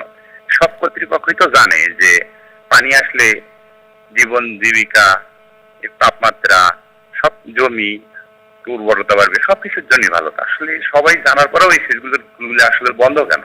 জি, কেন বন্ধ সেটি আমরা সম্মানিত আলোচকদের কাছে আমরা বোঝার চেষ্টা করব, কি সমাধান তারা রাখেন সেটিও আমরা নিশ্চয়ই আপনি আমাদের সাথে থাকলে সেটিও আপনি জানতে পারবেন। অসংখ্য ধন্যবাদ ফোন করার জন্য। জি, হ্যাঁ, এখানে আমি একটা হিসাব করে প্রোগ্রেস দেখেছি আর কি, যেমন দেখলাম যে 2161 সাল পর্যন্ত অপেক্ষা করতে হবে আমাদের, যে পুরোপুরি সবার জন্য যে এই নিরাপদ পানির ব্যবস্থা সেটা করতে, আর 2061 সাল পর্যন্ত লাগবে হলো যে এই সবার জন্য যে নিরাপদ স্যানিটেশন সেটা ব্যবস্থা করতে, এখন যে প্রোগ্রেসটা আছে সেটা করতে। তাহলে সেই ক্ষেত্রে আমাদের যে একটা SDG টার্গেট রয়েছে, তো সেটা যদি বাস্তবায়ন করতে যাই তাহলে সেক্ষেত্রে কি লাগবে? 2030 সালে আমি হিসাব করে দেখেছি যে শুধুমাত্র গ্রামীণ মানুষের জন্য যদি আমরা এই যে নিরাপদ পানি সেটার ব্যবস্থা করতে যাই তাহলে $14 বিলিয়ন বেশি অর্থ দরকার হবে। এখন টাকাটা আসবে কোত্থেকে? টাকাটা কিন্তু এখন যেটা দেখছি যে এই যত টাকা আসলে বরাদ্দ করা হচ্ছে এই যে নিরাপদ পানি এবং নিরাপদ যে স্যানিটেশন সেটার জন্য, তো সেটার প্রায় অর্ধেকটাই দিচ্ছে কিন্তু বিভিন্ন রকমের যে উন্নয়ন সহযোগী সংস্থা, আগে তাদের নাম ছিল দাতা সংস্থা, তো তাদের মধ্যে বিশ্ব ব্যাংক, এশীয় উন্নয়ন ব্যাংক, সেখানে জাইকা রয়েছে, চায়না এক্সিম ব্যাংক আছে, এখানে এএফডি মানে ফ্রেঞ্চ ডেভেলপমেন্ট ব্যাংক আছে, এবং মানে অনেক কিন্তু প্রতিষ্ঠান আমরা দেখতে পাচ্ছি তারা ইনভলভ হচ্ছে। তার মানে হলো যে তারা তাদের যে অর্থ, সেই অর্থ বাংলাদেশের মতো দেশ যারা হচ্ছে এই যে জলবায়ু পরিবর্তনের কারণে যে অভিঘাত মোকাবেলা করছে, যারা যুদ্ধ করছে, তো তাদের এই বেসিক যে পানি এবং স্যানিটেশন সেগুলোর বাস্তবায়ন করতে গিয়ে খরচ হচ্ছে। এবং একটু প্রকল্প খেয়াল করলে দেখা যাবে কি যে বছরের পর বছর প্রকল্প চলছে, এবং এই যে অর্থটি যেটা আসছে অনেক এই উন্নয়ন সহযোগী সংস্থা আছে, তো তাদের কাছে কিন্তু আমরা ঋণ করছি, তারা কিন্তু অনুদান দিচ্ছে না আমাদেরকে, যার ফলে দিনের পর দিন বছরের পর বছর প্রকল্প বাস্তবায়িত হচ্ছে এবং আমরা ঋণের জালে জড়িয়ে যাচ্ছি। এই মুহূর্তে আমাদের ঋণের পরিমাণ বাড়ছে প্রায় $105 বিলিয়ন মতো আর কি, এই মানে বেসরকারি সরকারি দুটো ঋণ মিলিয়ে প্রায় $75 বিলিয়ন মতো হচ্ছে আমাদের এই যে সরকারি ঋণ। তো সেখানে কিন্তু ঋণেরটা বাড়ছে, মানে একদিকে মানুষের জন্য আমরা নিরাপদ পানি, নিরাপদ স্যানিটেশনের ব্যবস্থা করতে পারছি না, হিমশিম খাচ্ছি, অন্যদিকে মানে এবং এটা আরো বেশি বাড়ছে কিন্তু মূলত এই যে বৈশ্বিক জলবায়ু পরিবর্তনের কারণে। অন্যদিকে এটার একই কারণে যারা আসলে এই সমস্ত সমস্যা তৈরি করছেন জলবায়ু পরিবর্তনের, তো তারাই আবার আমাদেরকে ঋণের জালে আবদ্ধ করছেন এই পানি এবং স্যানিটেশনের জন্য। তো এই জায়গাটাতে আমাদের মনে হয় কি যে একটা বড় রকমের পরিবর্তন দরকার, এবং সেক্ষেত্রে এই পুরো সেক্টরের জন্য এমন একটা পরিকল্পনা করতে হবে যাতে করে সেটা আসলে হোমগ্রোন হয়, এবং সত্যি সত্যি আমরা যেন এই মানুষের জন্য আসলে এই যে নিরাপদ পানি এবং স্যানিটেশনের ব্যবস্থা করতে পারি। এই জায়গাতে একটা প্রশ্ন, যে আপনার যে প্রতিষ্ঠানে আপনি কাজ করছেন BIISS, আমরা তো রাজনৈতিক দলগুলো আসলে বিভিন্ন সময় এই বিষয়গুলোতে উপলব্ধি করা প্রকৃত ব্যবস্থাপনা বা পরিকল্পনা কি হতে পারে সেগুলো তারা প্রত্যাশা করে আপনাদের যে প্রতিষ্ঠান আছেন এই ধরনের প্রতিষ্ঠান থেকে। সেক্ষেত্রে আপনার প্রতিষ্ঠান কিভাবে রাজনৈতিক দলগুলোকে সহযোগিতা করতে পারে? না, আমরা সরাসরি যে রাজনৈতিক দল তাদেরকে যে পরামর্শ দিই বিষয়টা না, আমরা সবার জন্যই পরামর্শ দিচ্ছি। নীতি নির্ধারক, রাজনীতিবিদ হতে পারেন, তারা হতে পারেন বিশেষজ্ঞ, সবার জন্য আমরা দিচ্ছি। আমরা দুটো জায়গা থেকে কাজ করি, একটা হচ্ছে হাইড্রো ডিপ্লোমেসি, সেটা আমাদের একটা কোর এরিয়া, এবং আর একটা হচ্ছে যে climate change adaptation, mitigation, resilience, সেগুলোতে কাজ করি। এবং ওয়াটার সিকিউরিটিটা আমাদের জন্য একটা বড় আসলে কাজের জায়গা। তো প্রত্যেকটা জায়গা থেকে আমরা আসলে দেখতে পাই যে এখানে আসলে গভর্নেন্সটা খুব ইম্পর্টেন্ট, এবং একই সঙ্গে কিন্তু এই যে বাউন্ডারি ওয়াটার, তো সেখানে এই যে 2026 সালে যে গঙ্গা পানি চুক্তি সেটা কিন্তু এক্সপায়ার হতে যাচ্ছে, তো এটা যাতে সঙ্গে সঙ্গে আবার এটা নবায়ন করা যায়, তো সেটার জন্য আমরা আসলে পরামর্শ দিয়ে থাকি। আর এর পাশাপাশি যে ওয়াটার কোয়ালিটি সেটা কিভাবে বাড়ানো যায়, এবং স্যানিটেশন, তো এই জায়গাতে আমরা আরো কিভাবে প্রোগ্রেস করতে পারি, তো সেটার জন্য আমরা আসলে সবসময় পরামর্শ দিচ্ছি। তো মূল কথা হচ্ছে কি যে এখানে আসলে এই যে অর্থ যতটুকু খরচ করা হচ্ছে, তো সেইটার যে ভ্যালু ফর মানি, তো সেটা এস্টাবলিশ করাটা খুব ইম্পর্টেন্ট। মানে এমন নয় যে আমরা বছরের পর বছর আসলে অর্থ আসলে বাড়াইতেই যাব, এবং একই সঙ্গে যে সেখানে আসলে যে ঋণের জালে জর্জরিত হতে থাকবো। আমাদের এখন একটা খুবই পরিষ্কার একটা রোড ম্যাপ দরকার, যেখানে আমরা SDG-কে সামনে রেখে আমরা যাতে করে এইটাকে অ্যাচিভ করতে পারি, এবং এই যারা একদম দরিদ্র মানুষ, যারা আসলেই এই যে যাদের বেশি প্রয়োজন আসলে এই যে পানির এবং স্যানিটেশন, তো তাদের জন্য আমরা কি ব্যবস্থা গ্রহণ করতে পারি সেটি খুব চিন্তা করছেন বা সেটি ভাবছেন। আমরা একটু সাইফুল ইসলাম মজেম ভাই আসতে চাই যে এই প্রসঙ্গে যদি আপনারাই বলে থাকেন, আপনারা বলছেন যে এক ধরনের সোশ্যাল মুভমেন্ট আরো বেশি বাড়ানো প্রয়োজন, সামাজিক আন্দোলনগুলো বাড়ানো প্রয়োজন, মানুষকে সচেতন করা, এক্ষেত্রে যে বাজেট বরাদ্দ হয় সেটি যাতে যথাযথভাবে খরচ হয়, এবং এক্ষেত্রে বাজেট যে বরাদ্দ হয় তার ন্যায্য যে জবাবটা বুঝে নেওয়া। এই কি ধরনের সামাজিকভাবে মানুষকে আপনারা একত্রিত করতে পারেন, প্রস্তুত করতে পারেন? জি, আপনাকে ধন্যবাদ। আপনি যে প্রশ্ন করেছেন আমি সেই ব্যাপারে বলবো, পাশাপাশি আমি একটু অনুরোধও রাখবো, যেহেতু আজকে বিভিন্ন সেক্টর থেকে এখানে আমরা একত্রিত হয়েছি, অডিয়েন্স দেখছে। আপনার যে বিষয়টি সেটি হলো যে জনগণকে অংশগ্রহণ করানোর জন্য অবশ্যই চলে যেতে হবে একেবারে প্রান্তিক পর্যায়ে। আর প্রান্তিক পর্যায়ের যে প্রতিষ্ঠান যেখানে আমি প্রতিনিধিত্ব করছি, এরকম 4,500 ইউনিয়ন পরিষদের সেই 42,000 ওয়ার্ডে আমরা নারী পুরুষ মিলেই কিন্তু 55,000 সদস্য কাজ করছি। এখানে যে বিষয়টি এর আগেও আমি বলে গেছিলাম, সেই জায়গায় জবাবদিহিতা অথবা এখানে কার্যক্রম আগে নিশ্চিত করা অথবা কার্যক্রমের দিকে এগিয়ে যাওয়ার জন্য যে বিষয়গুলি, এখানে বাজেট নিয়েও কথা হয়েছে। সম্মানিত ভাই যেটি বলেছেন যে এইগুলি বিভিন্ন উন্নয়ন সহযোগী, তাদের অর্থায়ন আছে, ঋণ আছে। সেই সাথে আমাদের দেশীয় বাজেটে যদি আসি, যেটি আমরা ইতিমধ্যে আলোচনায় পেলাম, যে 42,000 কোটি টাকা এই জলবায়ু এবং পানি স্যানিটেশনে যখন বরাদ্দ যায়, সেখান থেকে গত বছরে ছিল 11,000, এবার এটা 10,000, মানে কমলো। মূল বিষয়টা হলো যে এখানে উন্নয়ন সহযোগীদের অংশগ্রহণ নিশ্চিত করতে হবে রাষ্ট্রের পক্ষ থেকে, সরকারের পক্ষ থেকে। এখানে যারা আছে বিভিন্ন বেসরকারি সংস্থা, তাদেরকে যারা মাঠ পর্যায়ে কাজ করার জন্য যোগ্যতার ভিত্তিতে, স্বচ্ছতার ভিত্তিতে যারা পরীক্ষিত, তাদেরকে আরও বেশি সংশ্লিষ্ট করতে হবে। ইউনিয়ন পরিষদ যেহেতু একেবারে রাষ্ট্রের প্রান্তিক পর্যায়ের সকল রকমের সরকারি সেবা পৌঁছে দেওয়ার এবং কাজ করার একটি প্রতিষ্ঠান। আপনি জেনে খুশি হবেন যে 60টি মন্ত্রণালয়ের 39টি কাজ আমাদের ইউনিয়ন পরিষদ থেকে বাস্তবায়িত হওয়ার কথা। জি। তাহলে এই জায়গায় আসতে গেলে যেটি জনগণকে আমি তখনই অংশগ্রহণ করাতে পারবো যখন আমি জনগণের কাছে যাওয়ার জন্য পথ খোলা রাখবে। আপনাকে একটু অবগত করতে চাই যে আমাদের যে ইউনিয়ন পরিষদ আইন 2009, এই জায়গায় একটি প্রস্তাবনা আমাদের ছিল তখনকার কমিশনে, যে আমাদের সংবিধানে যে বলা আছে রাষ্ট্র পরিচালনায় জনগণের কার্যকর অংশগ্রহণ নিশ্চিত করবে। এখন কার্যকর অংশগ্রহণ নিশ্চিতটা কিভাবে হবে? জাতীয় সংসদ নির্বাচনের আগে এমপিদের পিছনে আমরা মিছিল করলাম, প্রার্থীদের পিছনে মিছিল করলাম, স্কুল কলেজের মাঠ ভরে আমরা সভা সমাবেশ করলাম। এভাবেই কি 5 বছরের জন্য রাষ্ট্র পরিচালনায় কার্যকর অংশগ্রহণ জনগণের? সেই কারণে আমরা একটা প্রস্তাব ছিল যে স্থানীয় পর্যায়ে স্থানীয় প্রতিনিধির মাধ্যমে 6 মাস অন্তর একটি ওয়ার্ড সভা হবে। সেই ওয়ার্ড সভা থেকে স্থানীয় সমস্যা তুলে ধরা হবে। ওয়ার্ড সভার মাধ্যমে জনগণকে রাষ্ট্রের প্রয়োজনীয় বিষয়গুলিকে তাদেরকে জানানো হবে, তাদেরকে কাউন্সিলিং করা হবে, অবহিত করা হবে। দুর্ভাগ্যের বিষয় হলো যে আজকে বাজেট নিয়ে অনেক আলোচনা করতেছি, বাজেটের জায়গায় কিভাবে দুর্নীতি হচ্ছে সেটাও আলোচনা করতেছি, কিন্তু সারা বাংলাদেশে এই 42,000 ওয়ার্ডের মধ্যে যখন এই ওয়ার্ড সভাটা যখন সরকার নির্ধারিত করে দিল, ওয়ার্ড সভার জন্য 1 টাকাও বরাদ্দ দিল না।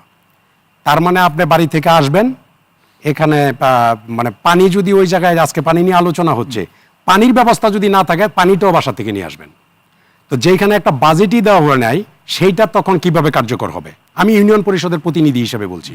পরবর্তীতে আমরা এখন যেটা জানছি যে বর্তমান যে একটি বাজেট নির্ধারণের আগে প্রান্তিক পর্যায়ে যে ডিসকোর্স বা ডায়ালগ গুলো করা প্রয়োজন, আলাপগুলো বা সংলাপগুলো, সেগুলো কি হয় না? না, কিভাবে হবে? এখানে যখন একটা বাজেট থাকবে না, আমি আমার যেখানে নির্বাচিত আমার 3,500 জনগণ, আমি যদি তাদেরকে অন্তত 50% মানুষকে যদি 6 মাসে আমি একসাথে করতে চাই, পরবর্তী 6 মাসে যখন আমি আরও কিছু মানুষকে এখানে যুক্ত করব, আমি ধরে নিতে পারি আগামী 5 বছরে, মানে আমার নির্বাচিত সময়ের 5 বছরে 10টি ওয়ার্ড সভার মাধ্যমে সরকারের সকল রকমের তথ্য উপাত্ত এবং সচেতনতা আমি ওইখানে পৌঁছে দিব। জি। আপনি একটু বলুন তো যে এই 3,000 মানুষকে যদি আমি 5টা বছর আমি যদি 10 বার তাদেরকে ডাকি, এখানে কি রাষ্ট্রের এমন কোনো সক্ষমতা ছিল না যে তাদেরকে অন্তত বিস্কিট চা আপ্যায়ন করার মতো একটি বাজেট? সেটি দেওয়া হয় নাই।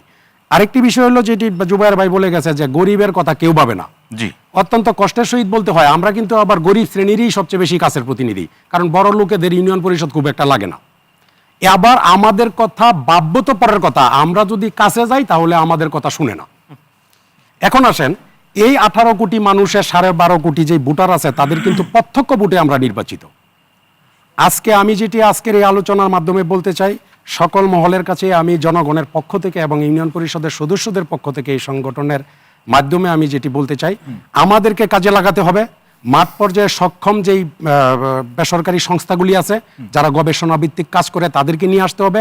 আজকে পানি স্যানিটেশনের যে আলোচনা হচ্ছে, আমরা ছোটবেলা থেকেই শুনে আসছি পানির অপর নাম জীবন। আজকে সেই পানি পানের মাধ্যমে আমার জীবন নাশ হচ্ছে। পানির ব্যবস্থাপনার কারণে আমি সুপেয় পানি পাচ্ছি না, নিরাপদ পানি পাচ্ছি না। আবার স্যানিটেশনের যে বিষয়টা আছে, এখানে যদি আসি, আজকে কিন্তু আমরা 20 বছর আগের চিত্রের সাথে একটা পরিবর্তন পাই, যেটি আমাদের ইউনিয়ন পরিষদের মাধ্যমে এবং আমাদের মাধ্যমে বিলি বিতরণ হয়েছে। সেটি হলো যে স্বাস্থ্যসম্মত ল্যাট্রিন। সেই জায়গায় কি এমন কোনো প্রমাণ আছে যে এই ল্যাট্রিন বিতরণের জায়গায় ইউনিয়ন পরিষদের মেম্বারের বাড়িতে 3টা ল্যাট্রিন? তাহলে এটি কিন্তু নিশ্চিত হয়েছে। আজকে কিন্তু খোলা জায়গায় আর এই মল মূত্র ত্যাগের ওই বিষয়টা কিন্তু আমাদের আর নাই। কিন্তু সাইফুল ভাই, যে দর্শক ভাই ফোন করছিলেন যে গাইবান্ধা থেকে, সেখানকার নদীর যে বাস্তবতা চিত্র, বাঁধ নির্মাণের প্রসঙ্গগুলো তিনি বলছিলেন, এটি নিয়ে আসলে সেই এই যে অসুবিধাগুলো বা দাবিগুলো এবং সেক্ষেত্রে যে ন্যায্যতার প্রসঙ্গগুলো, স্থানীয় পর্যায়ে তো প্রশাসন আছে, তাদেরকে অবগত করা, উপযুক্ত ব্যবস্থা গ্রহণ করা, এই জায়গাতে খামতিটা কোথায়?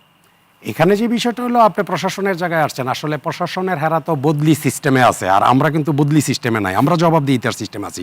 আমি আমার গ্রামকে কিন্তু সবচেয়ে বেশি ভালোবাসি, আমি আমার গ্রামকে সবচেয়ে বেশি ভালোবাসি, তারপরে আমি আমার দেশটাকে ভালোবাসি। অতএব এই ভালোবাসার জায়গায় যদি আসতে চাই, তাহলে আমি যেটা মনে করি, এই স্থানীয় প্রতিষ্ঠানকে আরো বেশি কার্যকর করতে হবে।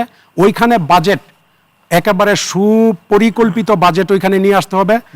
এখানে যারা সব মানে সমন্বয়কারী যারা, তাদেরকে নিয়ে একটি সমন্বিত কার্যক্রম পরিচালনা করতে হবে। সর্বোপরি আমি ইউনিয়ন পরিষদের একজন নির্বাচিত সদস্য হিসেবে বলতে পারি, আমার এলাকায় সক্ষম কিছু ব্যক্তিরা আছে যারা তার গ্রাম হিসাবে সেইটাকেও ভালোবাসে। আমরা কিন্তু স্বপ্রণোদিত অথবা স্বেচ্ছাশ্রমের মাধ্যমে রাষ্ট্রের অনেক কাজ করতে পারি।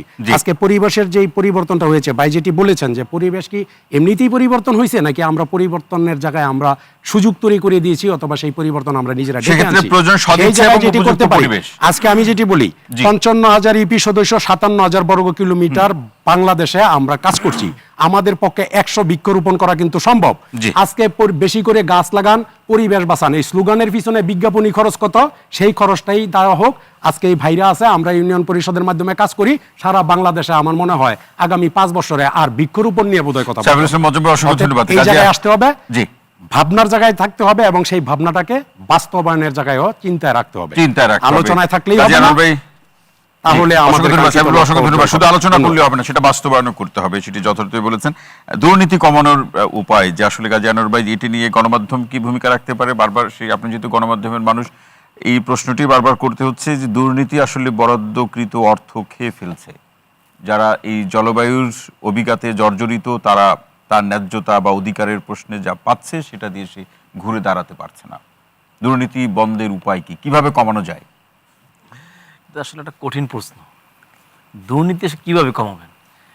দুর্নীতি কমানোর বিষয়টা জাস্ট তার মানে সরকারের একটা প্রজেক্ট আছে, শুদ্ধতার জাতীয় শুদ্ধাচার কৌশল, একটা প্রজেক্ট আছে, জানো মনে হয়, পুরস্কারও আছে। একটা পুরস্কারও আছে। সচিবালয়ে গেলে দেখি লেখা থাকে অলে অলে যে পরিচ্ছন্নতা ইমানের অঙ্ক। যেখানে লেখা আছে ওখানে কিন্তু পানি পিক পিক ফেলানো সচিবালয়ের মধ্যে। তা আপনি কোন জায়গায়, আমার জাতীয় শুদ্ধাচার কৌশল কোথায় করবেন? আপনি মরালিটি ডেভেলপ যদি না হয়, তার আগে যেটা দরকার, যে ওই যে দেখেন জার্মানরা, ইরানের, তারপর যে ব্লু বিলার দাবি করে না, নাকুচো জাতি মনে করে। আমরা আসলে কোনো সময় মানে শাসকের যে মানে এই যেটা বলে কোয়ালিটি, সেটা আমাদের নাই। আমরা শোষিত হয়ে আসতেছি স্টিল নাও। আপনি যদি এখানে ব্যারিস্টারি পড়তে পারেন, তাহলে মনে করেন যে আমি মনে হয় জাতি উঠে গেছি। এখন আপনি এইটা তো মানে আমি আপনাকে কীভাবে বলবো, দুর্নীতি কেন? দুর্নীতি কমানো যায় সিস্টেমেটিক ওয়েতে। আপনি এমন সিস্টেম আপনি ডেভেলপ করেন সব জায়গায় যেখানে আপনার দুর্নীতি কমবে। আমি এখানে আপনাকে একটা জাস্ট একটু উদাহরণ দিয়ে বলি। জি, বলুন। আপনি দেখেন, আপনার ব্যাংকের যে যারা ঋণ খেলাপি, তারা কিন্তু নমিনেশন পায় না। কিন্তু রাজনৈতিক দলের তারা কি কখনো বলছে যে যাদের নামে দখল দূষণে কোনো রিপোর্ট প্রকাশিত হয়েছে গণমাধ্যমে কোনো জায়গায়, তাদেরকে আমরা নমিনেশন দেবো না? কারণ আপনার তো মানে দুর্নীতিগুলো তো একা মানে শুধু আমলারা করে এরকম না, মানে ইউপি সদস্যও করে, সেও তো মানে কম স্কেলে করবে, আবার যে আমলা সে বড় স্কেলে করবে, তাই না? এক এক স্কেলে এক একজন দুর্নীতি হয়। এখন একজন মনে করেন আপনার যে সচিব, সে যখন 100 কোটি টাকা মনে করেন প্রজেক্টে খায়, সে কি তার এলাকায় ডুপ্লেস করতে পারে? সম্ভব না, কারণ সে ট্যাক্স ফাইল শো করতে পারে না। সে অবশ্যই সে ওই যে বেগমপাড়া চলে যায়, নানা জায়গায় চলে যায়। কারণ আপনি যদি এই যে সে যে ড্রেন করে, যা মানি যে ক্যাপিটাল ফ্লো করে, আপনি যদি দেখেন ব্রিটিশ আমলে যখন আপনার এখানে যতগুলো প্রশাসক ছিল, তারা কি দুর্নীতি করে নাই? তাদেরকে সাজা হয়নি? বাংলাদেশে কোন জায়গায় কোন এমপির, কোন আপনার মন্ত্রীর অথবা আপনাদের কোন সচিবের দুর্নীতির কারণে তার ক্যাপিটাল পানিশমেন্ট হয়েছে? আপনি একটা জায়গায় অ্যাড্রেস করেন না, সাইফুল ভাই যেটি বলছিল যে আসলে স্থানীয় প্রশাসন তো আছে, হ্যাঁ। তারা যে জলবায়ুর অভিঘাতে কারা ক্ষতিগ্রস্ত হয়েছে সেগুলোকে মানে জরিপ করে সেটি সরকারকে জানানো কিংবা আরো ঊর্ধ্বতন পর্যায়কে জানানো, এই জায়গাতেও কিন্তু প্রত্যাশিত ভূমিকা দেখছেন না, সাইফুল ভাই সেটি বলছিলেন। আপনি মনে করেন যে আমি যদি দেখেন আপনার এলাকায় যখন আপনার যদি একটা ওয়ার্ডের মধ্যে যার যে এরিনা ওয়ার্ড আছে, ওয়ার্ডের মধ্যে যদি দেখা যায় একটা রাস্তা যায় আপনার সহজের, যে ইউপি মেম্বার আছে ওখানে, সে তার সিগনেচার লাগে টাকা উঠাইতে গেলে, সে ওখানে সে একটা ভাগ নেয় না? আপনি কি বলতে পারবেন যে আমার আমি আপনার এই কথায় যেটি বলতে চাই, হ্যাঁ। যে আজকে যে আমার গ্রামে যে রাস্তাটা হয়, হ্যাঁ। এই রাস্তার ধর টেন্ডার হয় এবং যাদের কন্ট্রাক্টরের লাইসেন্স আছে তারাই করে, ওই জায়গায় আমাদের এখন আর কোনো বরাদ্দ নাই। আরেকটি বিষয় বলতে চাই, আমি কিন্তু 2003 সাল থেকে নির্বাচিত। আমি আজকেও কিন্তু নির্বাচিত প্রতিনিধি হিসাবে সর্বসা করলে আমি 4 লক্ষ টাকার কাজই করতে পারি নাই। এখন বললেন, এখন মানে আপনি কাজ করতে পারেন না, কিন্তু আপনার এরিয়া দিয়ে যখন আপনার ইউনিয়নের মধ্য দিয়ে যখন কোনো একটা মানে এলজিইডির অথবা সহ যখন রাস্তা যাবে, সে রাস্তার যখন কন্ট্রাক্টর যখন সে বিল পাস করবে, তখন আপনার কোনো ইনভলভমেন্ট নাই? না না না না, এখানে নাই। আপনাকে আমি বিনয়ের সহিত বলি, এইটাকেই করতে হবে। আমার গ্রামে যখন কাজ হবে সেই কাজটা আমার মাধ্যমেই করাতে হবে, আমার কাছ থেকেই জবাব নিতে হবে। ইঞ্চিতে ইঞ্চিতে মাপ পাবলিক নিবে, ইঞ্চিতে ইঞ্চিতে মাপ সংশ্লিষ্ট কর্তৃপক্ষ নিবে, তাহলেই সেই রাস্তাটা অবশ্যই আমি আমার গ্রামের রাস্তাটা ভালো করে করতে যাব। এখন আমার গ্রামে ওই একটি আধা কিলোমিটার রাস্তার কার্পেটিং এর জন্য আমার পার্শ্ববর্তী জেলার একজন কন্ট্রাক্টর এসে এখানে কাজ করে চলে গেছে। এখন উনি আসছে কোন প্রক্রিয়ায় আর উনি কাজ করে চলে গেল কোন প্রক্রিয়ায়, সেই জবাবদিহি আমার এখানে আচ্ছা, আপনার এখানে বলি যে আপনার এখানে এটা একেবারে ইউনিয়ন পরিষদের সদস্যের জায়গায় গিয়ে বাস্তবতা। সাতক্ষীরাতে যখন মনে করেন যে মিডিয়া জিজ্ঞেস করছে একজনকে, মানে ইঞ্জিনিয়ার এলজিডি, যে আপনার এখানে যে কার্পেটিং রাস্তা যেখানে যে ভেঙে গেল মাত্র কয়দিন আগে করলেন, এটা কারণ কি? প্রশ্ন করছে না, বলা যাবে না। তখন আপনার তো ওই যে এলাকায় আপনার কার্পেটিংটা নষ্ট হয়েছে ওখানে ইউনিয়নের চেয়ারম্যান ছিল না, উপজেলা চেয়ারম্যান ছিল না, তা সে কি কখনো ওখানে তাকে জবাবদিহি করছে যে আমার এখানে রাস্তা কেন ভেঙে যাবে? এখন প্রশ্ন হলো যে এখানে আমি জবাব চাওয়ার ব্যবস্থা রাখছি কিনা। আপনাকে এটাও ভাবতে হবে যে আমি জবাব চাওয়ার ব্যবস্থাটা সিস্টেমের মধ্যে আছে কিনা। আপনার গণমাধ্যম কতটুকু আসলে এই ক্ষেত্রে জবাবদিহিতার জন্য চাপ তৈরি করতে পারে আনোয়ার ভাই, কতটুকু পারে? এখানে দেখেন যে আপনার জবাবদিহিতার জন্য মনে করেন দেখেন এই যে জুলাই বিপ্লব হয়েছে, ঠিক আছে, এটা কেমনে হয়েছে? এটা হলো এখানে জনগণ স্বতঃস্ফূর্ত নেমে আসে, তারা বলছে যে এটা সম্ভব। সেজন্য আমি বলছিলাম যে জনগণকে সম্পৃক্ত করার করেন জন্যই আমরা কাজ করতে চাই, আমাদেরকে সম্পৃক্ত করার জন্য আমরা ওয়াদাবদ্ধ এবং সম্পৃক্ত করতে হবে সব। আমরা একটু শেষ আচ্ছা, আমি একটু করি, জি শেষ করুন, শেষ লাইনটা শেষ বলুন। করি। এখানে মনে করেন যে আপনি যেটা বলছিলেন যে এখানে দুর্নীতি কেমন কমানো যায়, দুর্নীতি হলো আপনার এখানে জবাবদিহিতার যে জায়গাগুলো আছে, দেখেন আপনার এখানে যখন আপনার কোনো বিল হয়, বিল হলে দেখা যায় আমরা জানি যে মানে যখনই বিল হবে, বিল হলে অফিসের একটা সিস্টেম ভাগ দিতে হয়, এটা একদম ওপেন সিক্রেট। তা আপনি হ্যাঁ আপনি এই জায়গা থেকে বের হতে গেলে আপনি যদি এমন সিস্টেমে যাবেন যে আপনার ওখানে যাওয়া দরকার নাই। জি, হ্যাঁ, অসংখ্য ধন্যবাদ। সাকিব ভাই, শেষ লাইনটি শুনবো, আমরা একদম শেষের দিকে শেষ করবো, শেষে আর কিছু যুক্ত করবে? না, দুর্নীতি তো একটা উপর থেকে একেবারে মাথা নিচ পর্যন্ত ছড়িয়ে দেওয়া হয়েছে, কারণ বড় দুর্নীতিকে জায়েজ করতে হলে নিচ পর্যন্ত যাতে কোনো প্রতিরোধ না থাকে ওটার একটা চুয়ে চুয়ে পড়ার প্রভাব নিতে হয়। এখন সেটার একটা কাঠামোগত জায়গা পরিবর্তন, জবাবদিহি, মানে দুর্নীতি দমন কমিশন, অডিটর জেনারেল, মনিটরিং, এখন যাদের হাতে দায়িত্ব দেওয়া হচ্ছে তারাই ভক্ষক রক্ষক, মানে রক্ষক ভক্ষক হয়ে যাচ্ছে। অসংখ্য ফুল ইয়াটার সাথে দুইটা জিনিস, কাঠামোগত আয়োজন, অন্যদিকে রাজনীতির পরিবর্তন। যারা বাংলাদেশের এই জনগণের স্বার্থ রক্ষা করবে তাদের সেই রকম উপযোগী গণতান্ত্রিক রাজনৈতিক শক্তি গড়ে তোলা, আমরা এই পরিবর্তন। কিছু এক লাইনে বলতে হবে, একেবারে এক লাইনে আমি এক কথাই শেষ করব, সেটি হলো আমি একেবারে যে গ্রামের প্রতিনিধি হিসেবে আমি যেটি বলতে চাই, ইউনিয়ন পরিষদ স্থানীয় সরকার আইনে যেই কাজগুলি আমাদেরকে করার কথা সেগুলি আমরা যথাযথভাবে করতে চাই। আমি আমার ওয়ার্ডের জন্য করতে চাই, সংশ্লিষ্ট জনগণকে নিয়ে করতে চাই এবং জনগণকে সংশ্লিষ্ট করে আমরা যে সরকারের বাস্তবায়নে থাকি, সরকারের মাধ্যমে থাকি, মাহমুদুল হাসান ভাই, শেষ লাইন। আমি একমত পোষণ করছি। ইউনিয়ন পরিষদকে শক্তিশালী করতে হবে এবং লোকাল অ্যাক্টরস বলতে যা যা বুঝি প্রত্যেককেই তাদের সিদ্ধান্তকে সংযুক্ত করে তাদের ভয়েস। ধন্যবাদ। মাহবুব কবির ভাই, শেষ লাইন কি বলবেন? আমি মনে করি যে এই পুরো যে পানি এবং স্যানিটেশন, সেই নিরাপদ পানি স্যানিটেশনের জন্য যথাযথভাবে বাজেট প্রণয়ন করতে হবে এবং বাজেটের যে স্বচ্ছতা জবাবদিহিতা বাড়াতে হবে এবং দুর্নীতি প্রতিরোধ করতে হবে। জি, জোবাইর ভাই। মানে এই পানি স্যানিটেশনের কোনো গার্জিয়ান নাই, এই গার্জিয়ান ঠিক করতে হবে যে এটার দায়িত্বটা কার। দায়িত্ব কার? এই দায়িত্ব ঠিক করতে হবে, এটা কারো দায়িত্ব নাই। অভিভাবক ঠিক করলে অনেক কিছু, হ্যাঁ, আপনি বাসার পানি আমরা ঠিক করি, সঠিকভাবে পরিচালিত হবে। এটা কোনো স্থানীয় কোনো আলাদাভাবে কোনো মন্ত্রণালয় বা বিভাগ নাই। তো ধরুন আমাদেরকে পানি নিজেরা ঠিক করতে হয়, পানির ফ্লো তো এটা নাই যে যেখানে আমি ফ্লো থেকে নিরাপদ পানিটা খাবো, ওইখানে তো মানে এমনকি মানে ওই কি বলে মলমূত্র ঢুকে যাচ্ছে, বা ঢাকা শহরের মধ্যে কত এলাকা যে ভয়ঙ্কর রকম পানি দূষণ ঘটছে। অসংখ্য ধন্যবাদ আজকের আলোচনার সম্মানিত আলোচক এবং যে যেখান থেকে বসে আলোচনা দেখেছেন সবাইকে অসংখ্য ধন্যবাদ জানিয়ে এখানে শেষ করছি। একই সাথে জানিয়ে রাখি, অনুষ্ঠানটি সকাল 7টা 30 মিনিটে পুনরায় সম্প্রচার হবে। দেখার আমন্ত্রণ রইল। সবাই ভালো থাকুন, সবাইকে শুভরাত্রি।